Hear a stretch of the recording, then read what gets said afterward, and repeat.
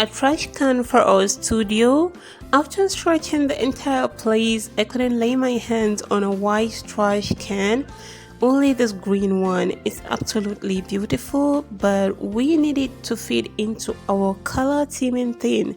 So we're going to give it a makeover. As you can see, we're just using papers which I've already cut out to the sizes that would fit into the various parts of the bin, and of course just elastic gum as we've used in our previous project.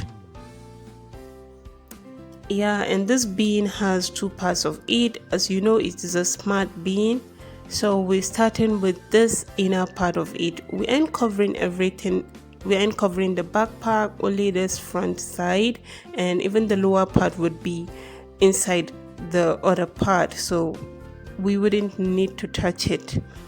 This is me just fitting in the paper to show you how it would be, and the next step is just to apply our gum to it. If you notice, this other part, the lower part which I'm applying the gum at now, is kind of squeezed. I did it deliberately so as to fit in perfectly on the bean. Let me formally welcome you to my little beautiful channel where I do a lot of home decor projects, beadworks, and lots more. I am passionate about this and I wish to take you along with me to see how I transform my spaces and other things, and even give you tips about your small business and the whole bead industry, as that is my business. I'm into it. So I can wait to see you become very much inspired by this and even share your journey with me also. So make sure you like this video, subscribe to my little channel to help us grow, and also comment in the comment section so that I would connect with you. You can also follow me on Instagram where you see some of my beadworks at Zaishwal DIY.